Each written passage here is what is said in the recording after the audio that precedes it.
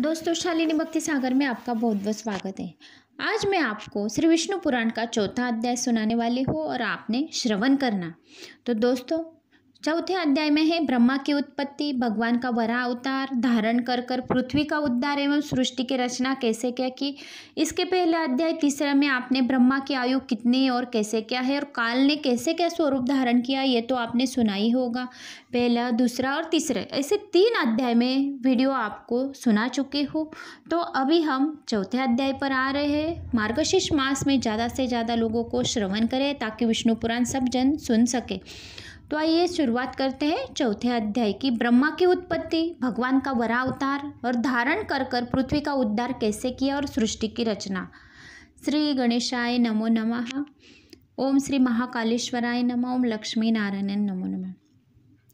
श्री मैत्री जी ने कहा, हे भगवान, नारायण भगवान स्वरूप ब्रह्मा जी ने जिस प्रकार समस्त भूतों की रचना की, सृष्टि के सृजन किया, वह प्रसंग कृपा करके सुनाइए। तब पराशर जी बोले, हे प्रजापतियों के स्वामी नारायण जी ने जिस प्रकार प्रजा का सृष्टि के वह सुनो। कल्प का अंत होने पर नारायण जी सो जाते हैं और जब सोकर उठते हैं तो सत के युक्त होकर ब्रह्मलोक को शून्य अवस्था में देखते हैं।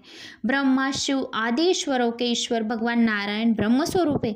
वे ही अनादि है और अचित्य है। श्री नारायण सृष्टि की उत्पत्ति और लय के कारक है। उनके लिए यह श्लोक बोला जाता है, अर्थात जल ही आपका आयन है, निवास स्थान है और नर पुरुषोत्तम से उत्पन्न है, इसलिए आपको नारायण कहा जाता है। संपूर्ण संसार के जल मग्न देखकर प्रभु ने पृथ्वी होने का अनुमान किया और पृथ्वी को जल से बाहर निकालने के लिए एक अन्य शरीर धारण किया, जिस प्रकार इससे पहले कल्प में मत्स्य, कूर्म आदि रूप धारण किया था। उसी तरह वराह कल्प में वेद यज्ञमय वराह रूप धारण कर जल के भीतर प्रवेश किए। उन्हें पाताल लोक में आए देखकर देवी पृथ्वी की स्तुति करती हुई कहने लगी, हे शंख चक्र गदा पदम धारण करने वाले सर्वभूतेश्वर, तुमको मेरा नमस्कार है। आपसे पूर्व काल में उत्पन्न हुई हूँ। इस पाताल लोक से मेरा उद्धार कीजिए। हे जनार्दन, हे जगतपति, मेरे और आकाश के आदि समस्त भूतों के आप सृजनहार है। हे परमात्मा, आपको मेरा नमस्कार है। हे कृपानिधि, आप ही ब्रह्मा है, विष्णु भी आप ही है, रुद्र भगवान शिव का स्वरूप धारण करते हैं। भूतों की उत्पत्ति, पालन और नष्ट करने वाले भी आप ही है। हे काल स्वरूप प्रभु, आपको मेरा बारंबार नमस्कार है। हे दीन दयालु, सबको भक्षण कर मनुष्यों द्वारा चिंतन करते जाने पर जल में शयन करते हो। आपके परम तत्व को कोई नहीं जानता। अपना रूप से अवतारों में प्रकट करते हो। देवता और अन्य प्राणियों द्वारा आपके उसी के रूप में पूजा की जाती। हे प्रभु, मैं आपके द्वारा प्रकट हुई हूँ और आपके ही आश्रित हूँ, इसलिए लोग मुझे माधवी कहते हैं। वासुदेव की आराधना किए बिना कौन मोक्ष पा सकता है। हे जगतपति, आपकी जय हो, जय हो। हे अव्यय, आपकी जय हो। आपके ओंकार, आप ही वष्टकार है। हे परमेश्वर, दुष्य अदुष्य, मूर्त अमूर्त, सभी कुछ भी तो आप ही हो। जो मैंने कहा और जो नहीं कहा वह भी आप ही हो। पृथ्वी द्वारा इस तरह स्तुति किए जाने पर वराह भगवान ने घनघोर गर्जना की। तत्पश्चात उन्होंने अपने विशाल दाढ़ों से बाहर निकले हुए दांत से पृथ्वी इस प्रकार उठा लिया, जिस प्रकार कमल के पुष्प हाथी अपने सूंड से उठाता है। पृथ्वी को दाढ़ों पर उठाए महान नीलांचल के समान वराह भगवान रसातल से बाहर आए। उनके मुख के श्वास उछलते जल ने जनलोक में निवास कर रहे सनंदन आदि ऋषियों को भिगो दिया। उनके खुरों से विदीर्ण हुआ जल रसातल जनलोक में जाने लगा। वायु वेग से विक्षिप्त होकर वहां निवास करने वाले सिद्ध जन इधर उधर भागने लगे। जल से भीगे हुए महावराह भगवान ने अपने वेदमय शरीर को कंपाते हुए जिस समय बाहर निकाला, उनके रोमावली में स्थित मुनिजन स्थित करने लगे। भगवान धरणीधर इस प्रकार स्तुति करते हुए योगीराज कहने लगे, हे ब्रह्मादि ईश्वरों के ईश्वर, शंख चक्र गदा धारण करने वाले प्रभु, हे केशव, आपकी जय हो। आप ही सृष्टि की उत्पत्ति, स्थिति है, नाश के कारण है। परम पद आपसे भिन्न नहीं है। हे यूपी रूपी डाड़ों वाले यज्ञ पुरुष, आपके चरणों में वेद, दांत, यज्ञ आपका मुख, अग्निकुंड, जिह्वा, जेब, कुशाय है। रात और दिन आपके नेत्र है। आपका मस्तक ब्रह्म है। सामस्वर आपका गंभीर शब्द है। हे सनातन भगवान, प्रसन्न हो। हे विष्णु भगवान, हे विश्व विभूति, आपके दांतों के अग्रसर पर रखा हुआ यह भूमंडल ऐसा प्रतीत हो रहा है जैसे कमल वन को रोनते हुए गजराज के दांतों से कीचड़ से सना हुआ कमल का कोई पत्ता हो। हे विश्व व्याप्त जगदीश्वर, विश्व का कल्याण कीजिए। हे जगतपति, आप ही सत्य है, आपके अतिरिक्त समस्त वस्तुएं मिथ्या है। आपकी महिमा से ही संपूर्ण सृष्टि व्याप्त है। जो कुछ भी दिखाई दे रहा है और जो नहीं दिखाई दे रहा है वह भी सब कुछ आप ही है। हे मूर्तिमान, हे जगत ज्ञान स्वरूप, आपको रूप है। जो प्राणी अपने इंद्रियों पर विजय नहीं पा सके वो इस जगत के रूप को देखते हैं। हे बुद्धिमान, अर्थ रूप में देखते और आप द्वारा रचित माया मोह के भ्रम सागर में भटकते रहते।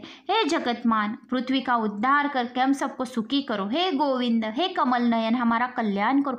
हे पराशर जी बोले, धरणीधर भगवान विष्णु मुनि द्वारा इस प्रकार स्तुति किए जाने पर महावरा भगवान ने विशाल काय पृथ्वी को रूप अपार जल राशि के ऊपर स्थापित कर दिया।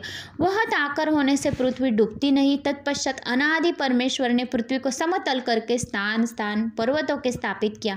तदनंतर सातों द्वीपों के रूप में पृथ्वी को विभाजित करके भूअर्लोक आदि चारों लोकों की कल्पना कर दी। श्री नारायण रजोगुण से युक्त होकर ब्रह्मा जी का रूप धारण करके सृष्टि की रचना की। हे तपस्वियों में श्रेष्ठ मैत्री जी, सृजन के लिए अन्य किसी कार्य की अपेक्षा नहीं जान पड़ती, क्योंकि वस्तु अपनी शक्ति से स्थूल रूप को प्राप्त होती है।